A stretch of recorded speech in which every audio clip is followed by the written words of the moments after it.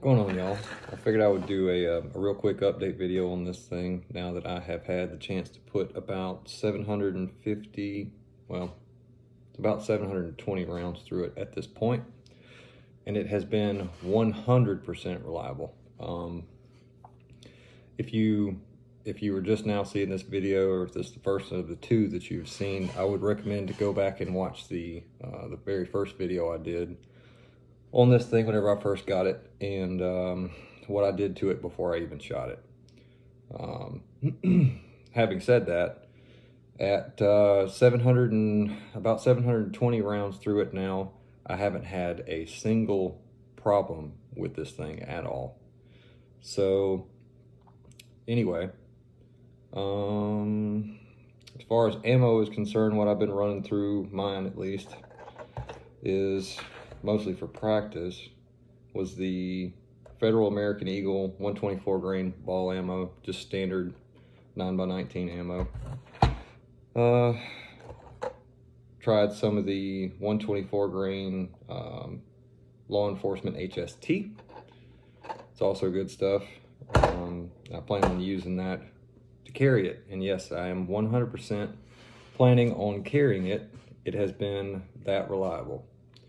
So, like I said, if you haven't watched the other video, I would recommend to go and look down through my video list and look at all the different videos, and you'll see the other Prodigy video. But I 100% am planning on carrying this thing at this point. I shot it fast, I've shot it slow, I have tried pretty much everything I could think of to give it a hard time and make it potentially fail. I've shot it in anywhere from 10 yards to 200 yards. Obviously, since the last video, I've got the RMR mounted up. I will go ahead and tell you, they don't send the correct length screws to mount the RMR to the plate. So you're gonna have to take your RMR screws that you get with your RMR, and you're gonna have to mount them, or you're gonna have to trim them down before you mount it. So just check it real quick. The one thing I wasn't expecting from this guy was the accuracy. So I mounted the RMR, got the screws trimmed down to the right length, mounted the RMR, and at 25 yards, which you'll have to forgive me because I had a field rat that decided to get into my pack of targets at my other property and chew them all to pieces. So I had to get kind of creative with the target. But this is a 5-round group. Actually, let's see, I had it about like that, so it was low. This is a 5-round group at 25 yards supported with the RMR whenever I was zeroing it in. So it is incredibly accurate out of the box. You just have to kind of work it a little bit and get it freed up. At this point, the slide has been actuated probably somewhere in the ballpark of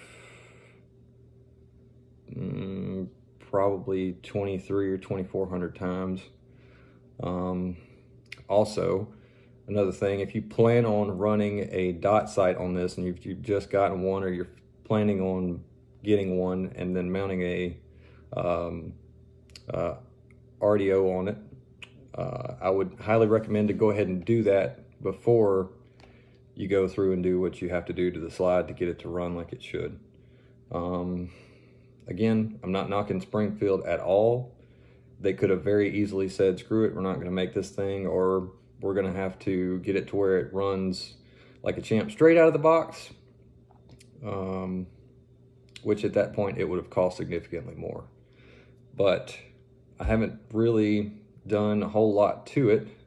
I did get a Staccato P magwell for this thing, which it says, I don't know if you can see it, it says 2011 on there, and it's got the Staccato emblem in the middle. So that mounts on there. It is an extremely tight fit, so if you're wanting to get one and put it on there, just know that it's extremely tight. And once I figured out how tight it was going to be, I did go ahead and do a little bit of a trigger pull job on it. So the trigger on this thing now, consistently breaks at about 3 pounds. Well, about 3 1/4. And it's been fantastic so far. At this point, the slide, moving the slide back, feels like it's gliding on, it feels like 2 pieces of ice gliding on top of one another. So now that I've gotten the vast majority of the Cerakote worked out of the frame and the slide itself, I'm going to stop using oil to lubricate it, and I'm going to use some Lucas Extreme Duty Gun grease. The reason I was using oil before was because oil migrates, and I intentionally wanted what was in there to either migrate out the front or out the back of the slide. So now that all the break-in's pretty much over with, I will get all the oil out of it, and I will go ahead and put some actual gun grease in there, because it tends to stay in place better. But really, other than that, I have zero complaints with it. I didn't expect the accuracy, that's for sure, which I guess is a nice surprise. But it has been so reliable, in fact, that yes, I do 100% plan on carrying it. I'm going to carry it. That's my choice. Obviously, if you've not broken yours in yet, and if you've not gotten all the Cerakote out of it, I wouldn't recommend it to carry.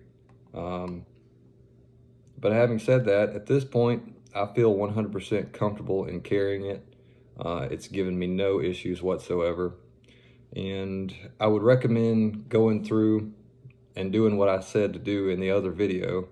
Save your ammo. Don't burn up your ammo. Don't get mad at the gun. Don't get frustrated. Just do what I said to do in the other video, and you will be good to go. You'll be a lot happier, and I think you'll really enjoy it. I absolutely enjoy it. It's incredibly fast. It is incredibly fast to shoot.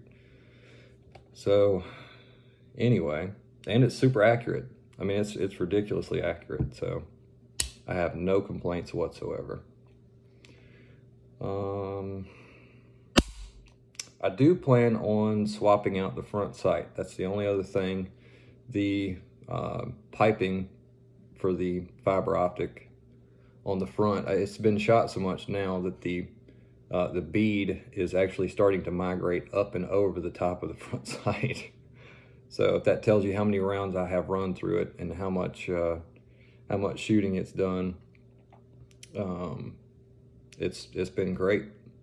And I am honestly glad that I sat down and took the time to do what I did with it, instead of taking it out of the box and going straight to the range and then getting incredibly frustrated and pissed off for no reason.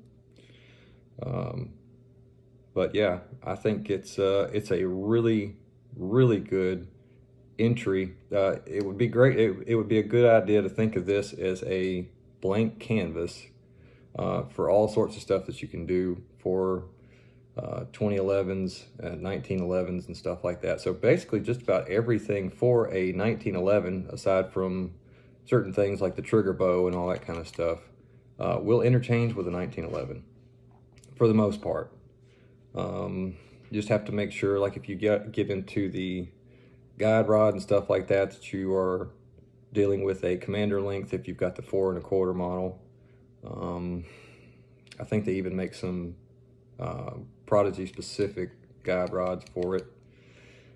I think I'm pretty much going to leave mine just the way it is and just run it and enjoy it, and wait on the Voodoo to get here. And the Voodoo will pretty much be the range queen, whereas this one's going to do all the dirty work. So it's going to be with me pretty much everywhere I go.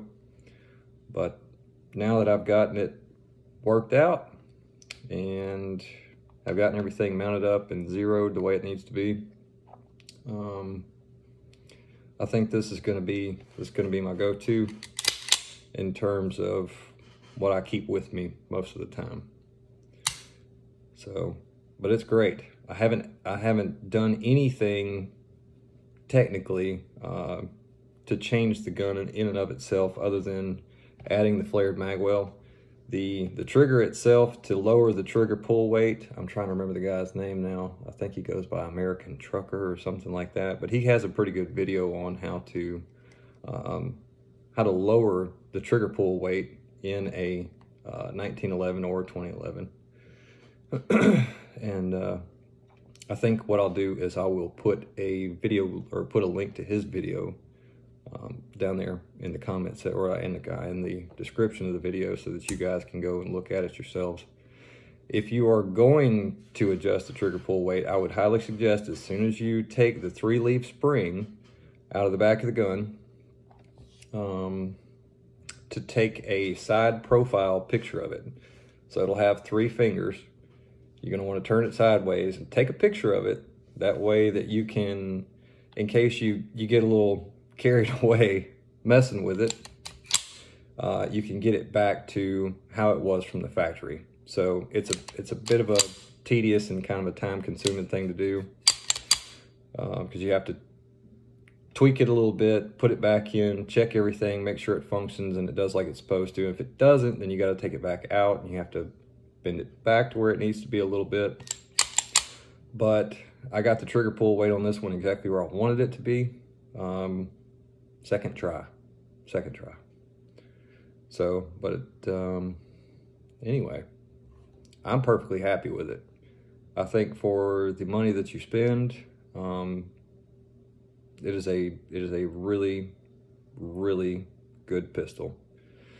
You just have to get the Cerakote worked out of the frame and the slide. That's it. Once you do that, and that holds true for even the 5-inch models. So you guys with the 5-inch models, you have a even lighter recoil spring, and you have even more contact surface to have to try and wear in for the slide and the frame itself. So what I did in the other video, which if you go back and watch it, it will explain all that in pretty good detail. And it's nothing complicated. You're basically just sitting there just racking the hell out of the slide. Leave it together, oil it really good, and start racking the shit out of it.